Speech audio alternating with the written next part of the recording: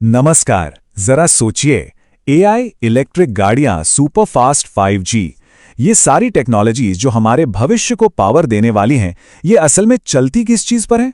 आज हम बात करेंगे उसी एक अनदेखे हीरो की, जिसके बिना सच मानिए ये सब कुछ बस एक सपना ही रह जाता।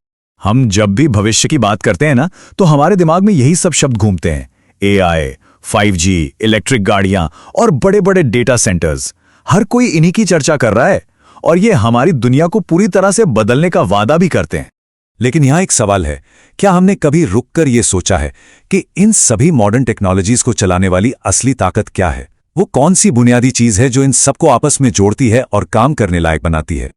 तो इसका जवाब है वायर्स और केबल्स। जी हां, वही तारें जिन्हें हम अक्सर नजरअंदाज कर देते हैं।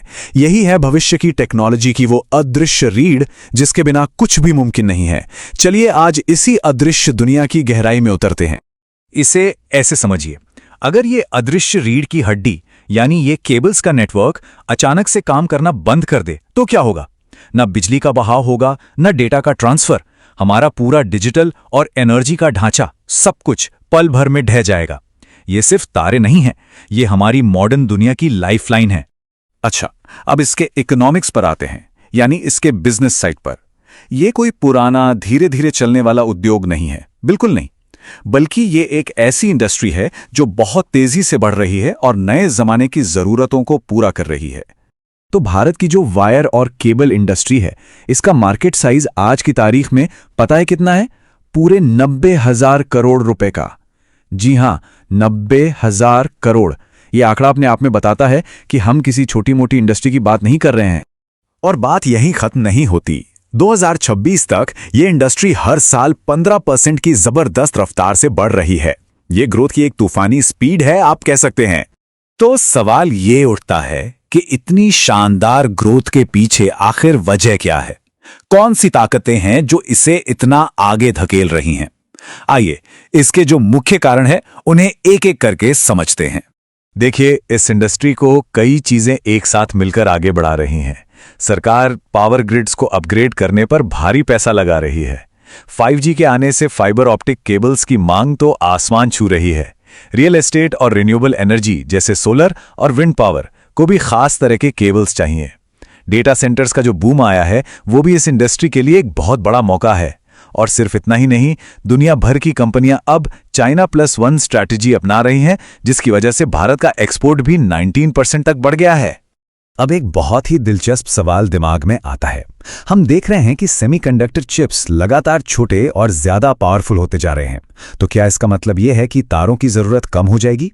बहुत से लोगों को ऐसा ही लगता है, लेकिन असलियत तो इसके ठीक उलट है। माइक्रो लेवल पर देखिए, हर एक चिप को सर्किट बोर्ड से जोड़ने के लिए बारीक तारों की जरूरत होती है। और मैक्रो लेवल पर ज्यादा चिप्स का मतलब है ज्यादा डिवाइस, और हर डिवाइस को पावर और नेटवर्क कनेक्टिविटी तो चाहिए ही। तो ये जो सेमीकंडक्टर क्रांति है, वो तारों की मांग को कम नहीं कर रही, बल्कि कई गुना बढ़ा रही है। चलिए अब इस मार्केट के बड़े खिलाड़ियों से मिलते हैं, वो कंपनियां जो इस इंडस्ट्री को चला रही हैं और इस जबरदस्त डिमांड को पूरा करने का काम कर रही हैं। इस इंडस्ट्री में पॉलीकैब इंडिया सबसे बड़ा नाम है। उनके ठीक पीछे हैं KEI इंडस्ट्रीज और फिनोलेक्स केबल्स। यहां कंपनियों की कामयाबी को एसेट टर्नओवर से मापा जाता है। इसका सीधा मतलब है कि वो अपनी संपत्ति का इस्तेमाल करके कितना बिजनेस बना पा रही हैं। पॉलीकैब का 1.74 का टर्नओवर ये दिखाता है कि वो अपनी हर 1 रुपए की संपत्ति पर 1 रुपए 74 रुपए की सेल्स कर रहे हैं। ये उनकी जबरदस्त एफिशिएंसी को दिखाता है। और ये चार्ट तो बिल्कुल साफ कर देता है कि मार्केट लीडर पॉलीकैब का मेन फोकस कहां है। उनकी कमाई का एक बहुत बड़ा हिस्सा यानी 84% सीधे वायर्स और केबल्स से आता है। इससे उनके कोर बिजनेस पर उनकी मजबूत पकड़ साफ दिखती है। हालांकि इस इंडस्ट्री का भविष्य बहुत ही अच्छा दिख रहा है, लेकिन इसके सामने कुछ बड़ी चुनौतियां भी हैं जिन्हें हम नजरअंदाज नहीं कर सकते। सबसे बड़ी चुनौती है कच्चे माल की कीमतों में जबरदस्त उतार चढ़ाव। कॉपर और एल्यूमिनियम जैसे मेटल्स की लागत ही कुल प्रोडक्शन कॉस्ट का करीब 70% होती है। तो सोचिए, इनकी कीमतों में जरा सा भी बदलाव मुनाफे पर कितना बड़ा असर डाल सकता है। तो होता क्या है कि जैसे ही कॉपर के दाम बढ़ते हैं, कंपनियों के सामने एक साथ 3 बड़ी मुसीबतें खड़ी हो जाती हैं। पहली, उनका प्रॉफिट मार्जिन मतलब मुनाफा सीधे सीधे घट जाता है। दूसरी मुसीबत ये कि ग्राहक सोचने लगते हैं कि भाई इतना महंगा कॉपर क्यों खरीदें, चलो सस्ते एल्यूमिनियम वाले केबल ले लेते हैं। और तीसरी और सबसे बड़ी दिक्कत, मान लीजिए कंपनी ने ऊंचे दाम पर ढेर सारा कच्चा माल खरीद लिया और फिर अचानक दाम गिर गए, तो सोचिए कितना बड़ा नुकसान हो सकता है। एक और बड़ी चुनौती है ग्लोबल सप्लाई चेन पर निर्भरता। भले ही ये प्रोडक्ट मेक इन इंडिया के तहत बनते हों, लेकिन इनके लिए जरूरी हाईटेक पॉलीमर जैसे मटेरियल जापान, दक्षिण कोरिया और जर्मनी जैसे देशों से आते हैं। इसका मतलब ये हुआ कि हमारी सप्लाई चेन कई देशों से जुड़ी हुई है और वहां की किसी भी समस्या का असर सीधा यहां पड़ सकता है। तो इन सब बातों को जानने के बाद भविष्य के लिए इसका क्या मतलब निकलता है, चलिए इस पूरी तस्वीर को एक साथ जोड़कर देखते हैं। असल में बात बहुत सीधी सी है।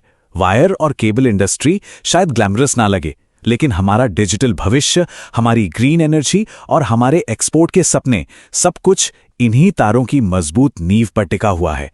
तो हमें यह सोचना होगा कि जब हम भविष्य की इतनी ऊंची ऊंची इमारतें बना रहे हैं, तो क्या हमारी ये नींव, ये फाउंडेशन वाकई उतना मजबूत है? क्योंकि एक मजबूत नींव के बिना सबसे ऊंची इमारतें भी ढह सकती हैं। इस पर सोचना बहुत जरूरी है।